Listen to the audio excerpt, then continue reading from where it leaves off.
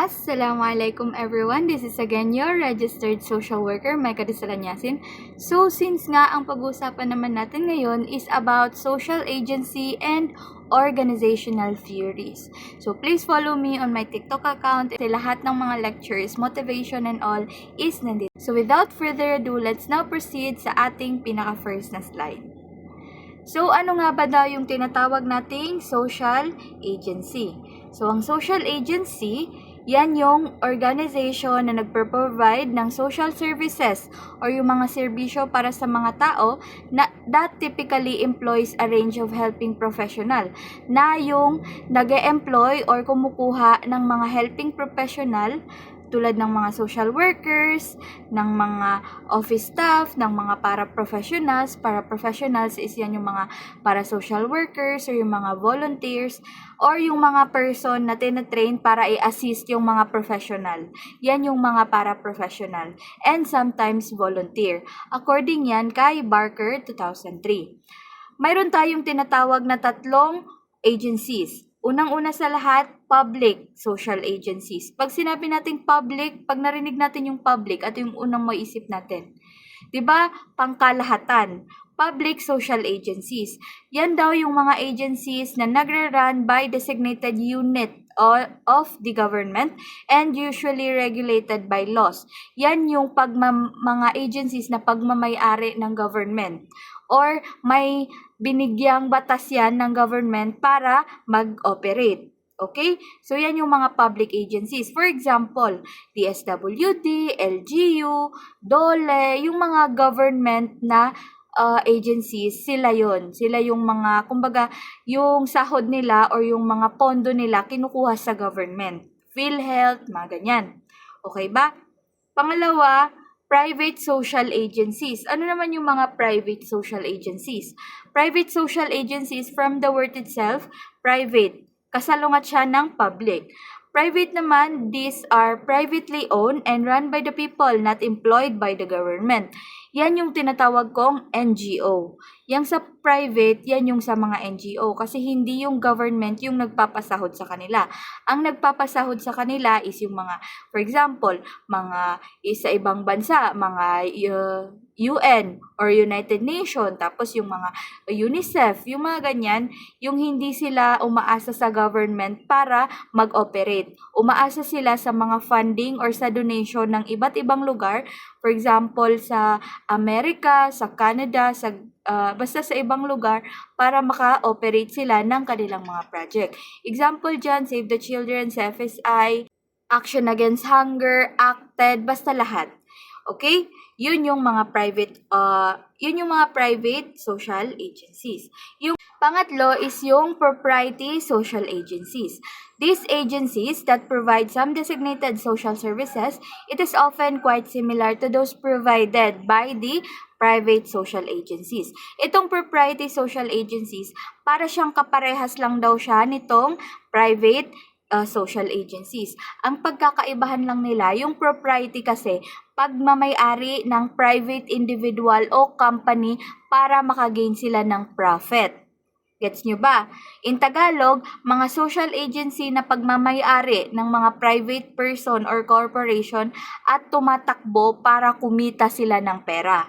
Example dyan is yung mga private nursing home na nagpapabayad sa kanilang mga client, yung mga private counseling center na may bayad per fee. Di ba kapag nagpapa-therapist ka or nagpapa-counseling ka, nagbabayad ka doon separately, yun yung proprietary social agencies. Private orphanage na funded ng isang company family pero tumatanggap ng bayad. Kasi nga kapag sinabi nating orphanage, pwede siyang masali sa public social agencies, di ba? Pero since nga tumatanggap sila ng bayad privately para sa kanilang mga client or mga donation, tumatanggap sila ng ganyan, personal fee, malalagay na yan siya sa proprietary social agencies. So, I really hope na nagets nyo yung tatlong yan, okay? So, let's now proceed sa ating dito. Proceed naman tayo dito sa organizational. theories. Ano ba yung mga organizational theories? Are ways para daw ma-conceptualize at ma-understand natin kung paano ba daw nagwo-work yung organization by stressing a specific concept at saka ini-explain din nila paano yung concept na to related to one another. Pinakaunang-una sa lahat, itong classical organizational theory. Sa classical organizational theory, sinestress niya yung formal organization. So, tandaan nyo, sa classical, formal organization talaga siya. Mechanistic and ignored major aspect of human nature. So sa classical organization theory, ang kailangan nyo lang tandaan dyan is timeline niya is 90s to 1930s.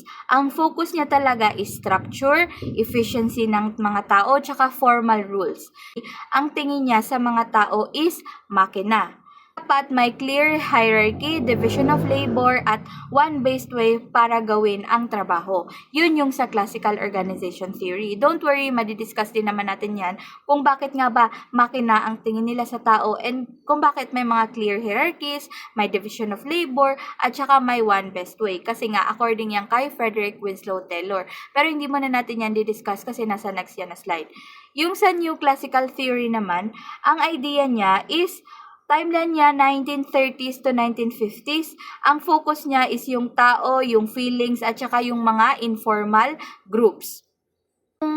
Ang sinestress ng classical organization theory is yung sa one best way or yung ginagawa niyang makina yung tao.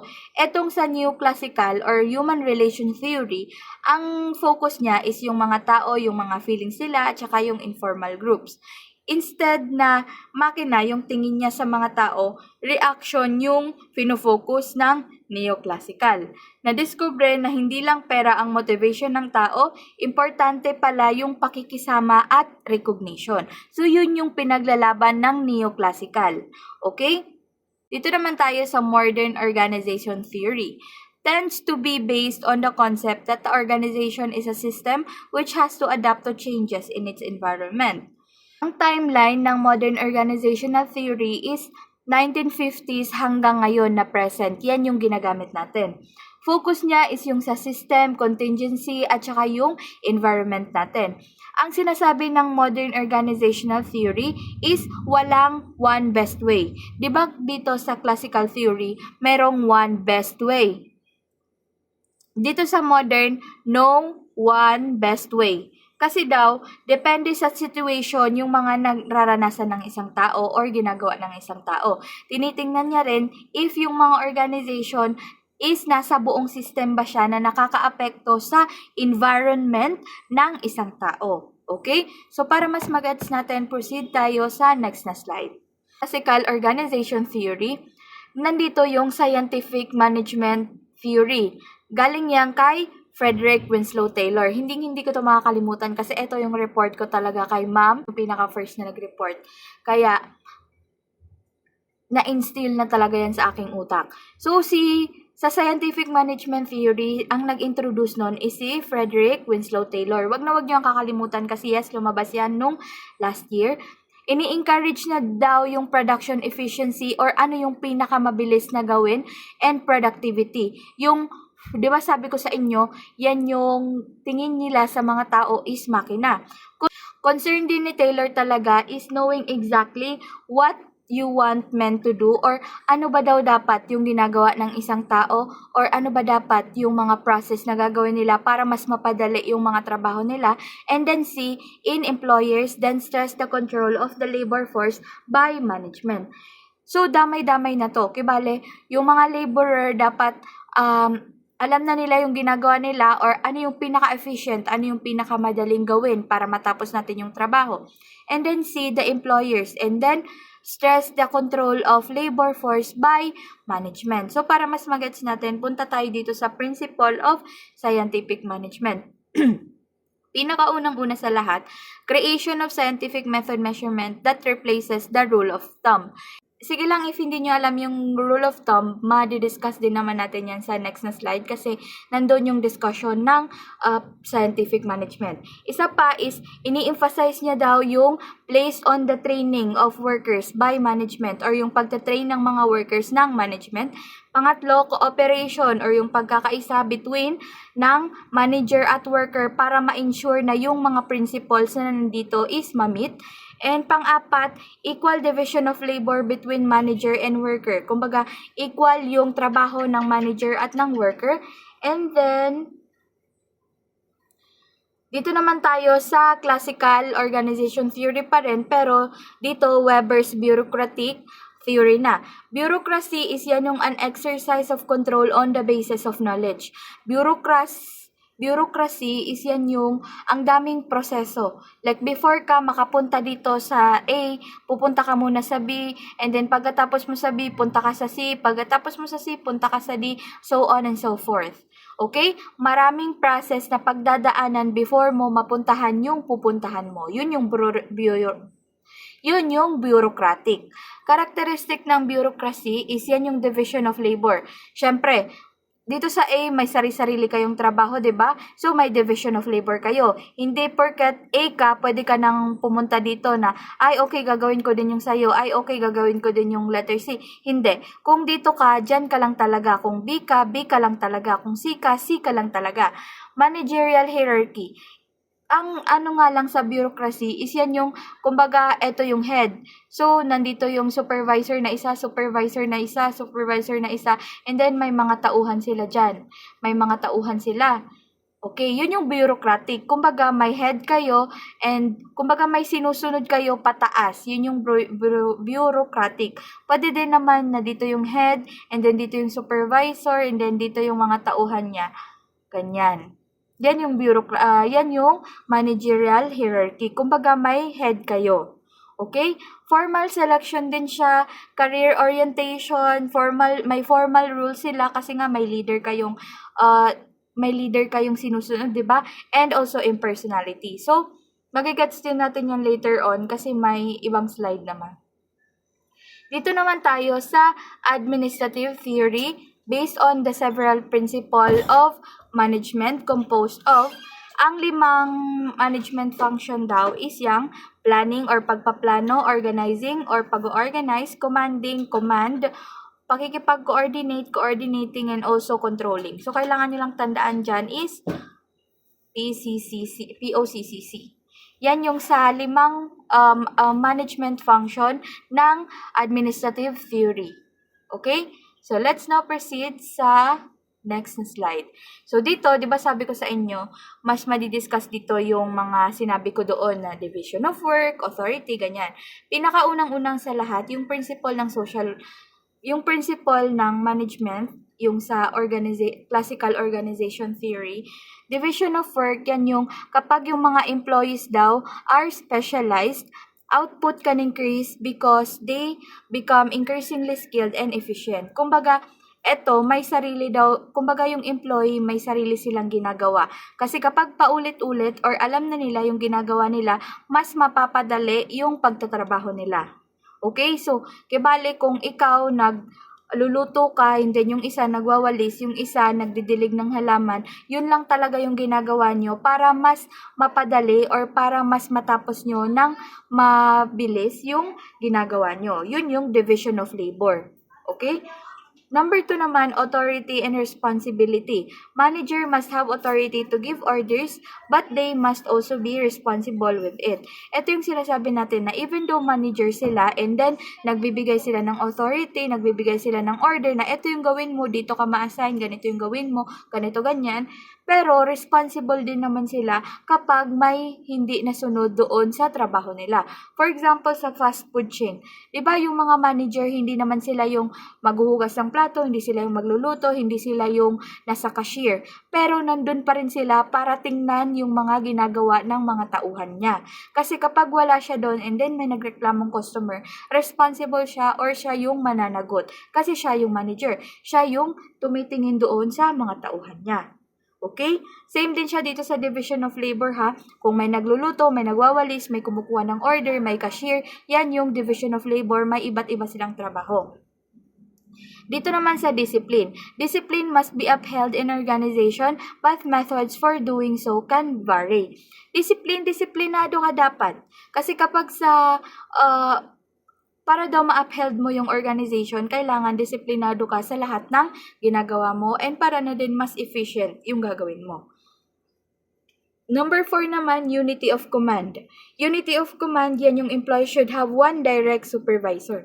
Unity of command is kung isa lang yung manager nyo, siya lang yung susundin nyo.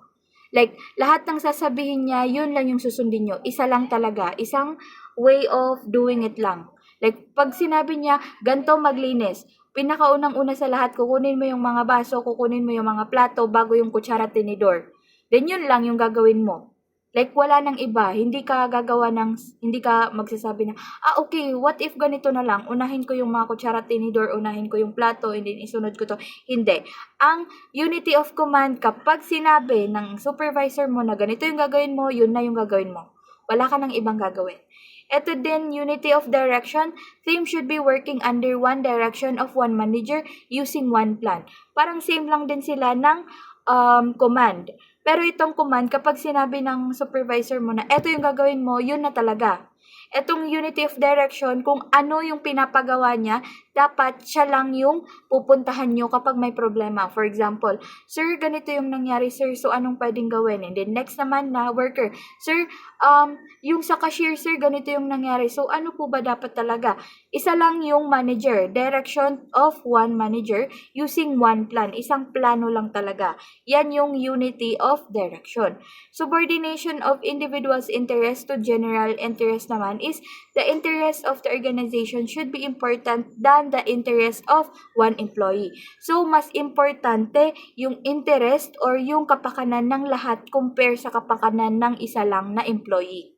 Okay? So, kapag sinabi ng mga employee or majority, nanalo sila na ganito yung gagawin, then wala ka nang pakialam doon sa isang nag-disagree. Yun yung subordination of individual interest to general interest. Kumbaga, kung nag-agree ang lahat dito, then wala ka nang magagawa na hindi nag-agree, makaka-agree ka na lang din doon sa inagrihan ng pangkalahatan. Okay? Sige, proceed naman tayo dito sa number 7. Number 7, remuneration. Employee satisfaction depends on fair remuneration. Yan yung fair na pagbibigay ng sahod, pagbibigay ng ganito-ganyan, yung remuneration specifically sahod. Dapat daw fair or dapat pantay-pantay yung binibigyan mong sahod para lahat ng employees is matasatisfy nila or for them is fair yung pamamalakad mo.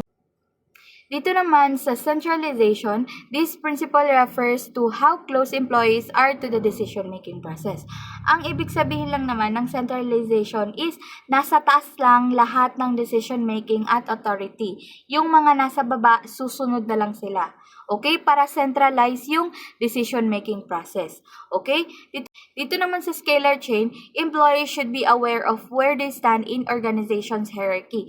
So, dapat daw chain of command or linya ng mga otoridad galing sa pinakataas hanggang sa pinakamababang level and dapat alam din daw ng mga employees kung asaan ba sila doon sa organizational hierarchy, kung nasa taas ba sila or sa medyo bababa or sa pinakababa. So, scalar chain para siyang if ever na nandyan and then nandito. Parang yung chain na yung pababa. So, dapat daw alam ng mga employees, ng mga manager kung nasaan sila dyan. Okay, yun lang naman ang ibig sabihin ng scalar chain. Order naman, the workplace facilitates must be clean, tied, and safe for employees. Dapat in order. Yun lang naman ang meaning ng order. Dapat daw yung workplace or yung pinagtatrabahuan nyo is malinis, tied, and also safe din sa mga employees. In order. Like, alam mong mag-coordinate yung mga employees kasi nga safe sila and also alam na nila kung asan ba sila or asan or ano yung gagawin nila. Okay? Equity naman, manager should be fair to staff at all times. So, dapat daw yung mga manager is fair sila sa lahat ng staff nila at all times. Hindi sila yung, for example, kapag ganito, favorite kita, hindi favorite kita. Hindi. Equity, equal yung manager sa lahat ng staff. Stability of tenure, manager should strive to minimize employee turnover. Kumbaga, dapat daw i-minimize ng isang manager yung pagbabawas ng mga employee. Manager is mag-strive sila na ma-minimize yung employees turnover or katatagan sa trabaho o seguridad sa panunungkulan ng mga empleyado. Kumbaga, kapag sila na yung nagwo-work dyan, ita-try ng manager yung best niya na hindi na sila mapalitan, na sila na talaga yung nag-work dyan para mas efficient, hindi yung papalit-palit kayo, and then kapag nagpalit ka na naman ng ibang worker, tuturuan mo na naman siya. So, mas better na i-keep mo na yung marunong na para sila na yung magtuloy-tuloy ng mga trabaho. Ito naman, initiative. Employees should be given the necessary level of freedom to create and carry out plans. So, dito naman sa initiative, kailangan daw yung mga employees is mabigyan sila ng freedom na gumawa at magplano din ng kanilang gustong gawin. Spirit de Corps naman is yan yung organization should strive to promote team spirit and unity. Ang tandaan nyo lang sa Spirit de Corps is yan yung spirit and unity ng mga organization. Dapat daw is ma-promote yan ng team kasi nga kailangan din yung unity or yung pagkakaisa ng isang trabaho.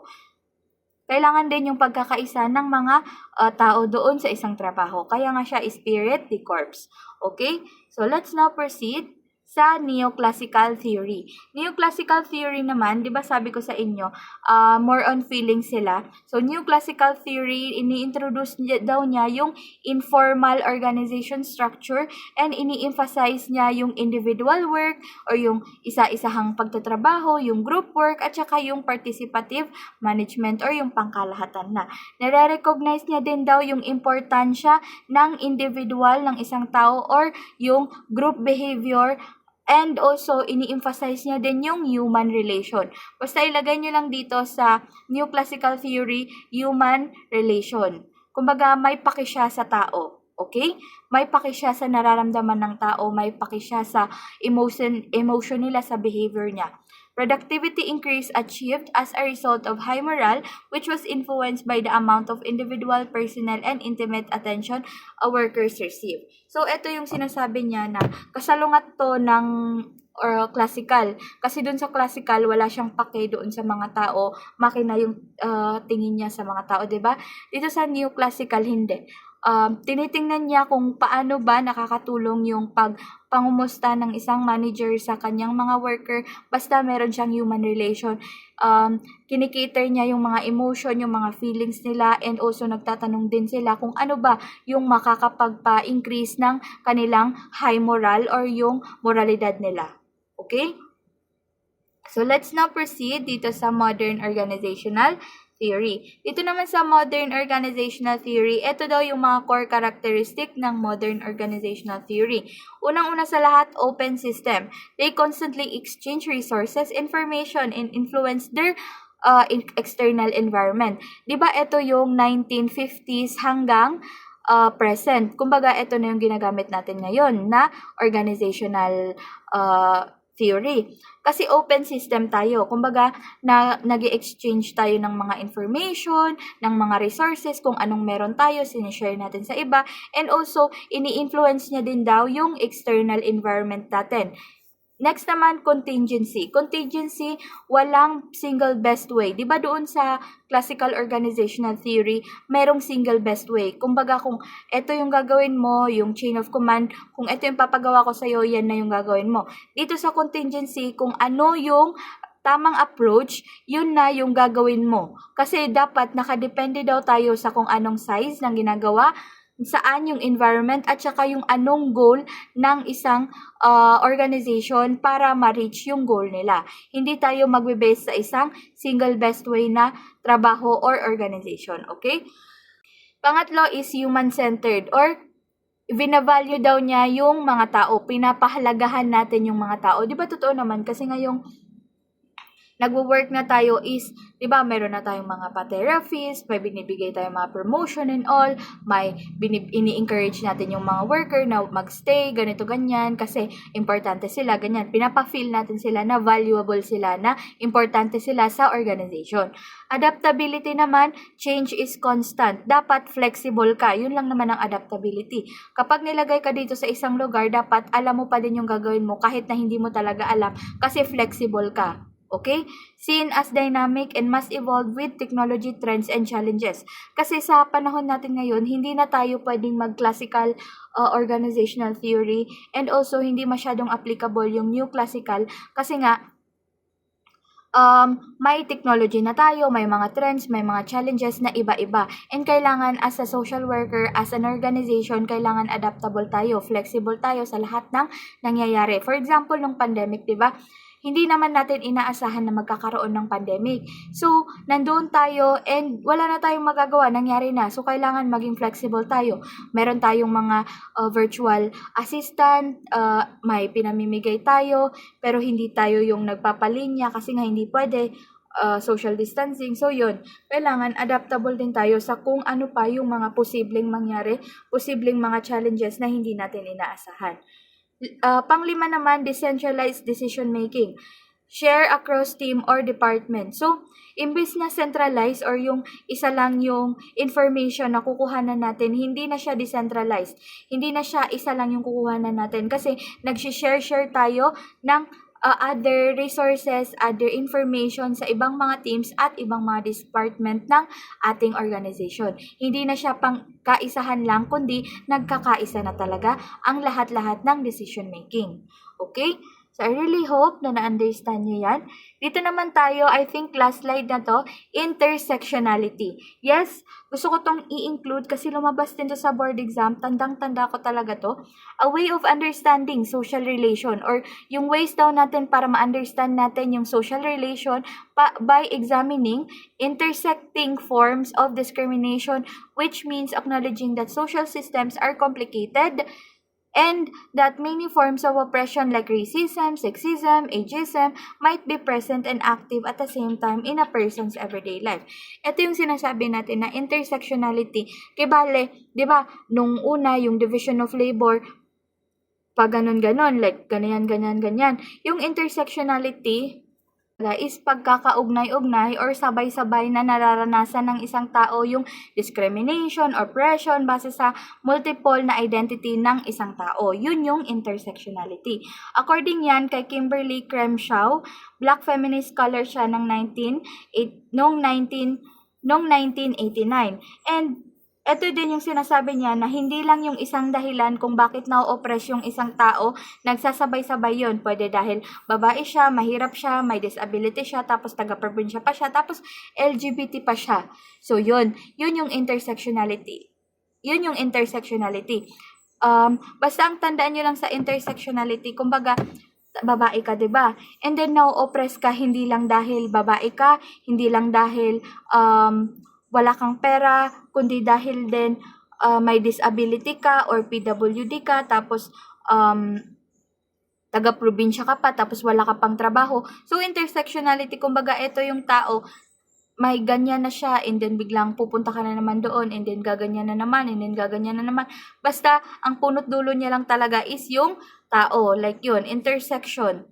Like, ang daming intersection, ang daming paligoy-ligoy. Kaya tayo na-oppress. So, yan yung intersectionality. Tandaan nyo lang dyan is intersection. Intersect.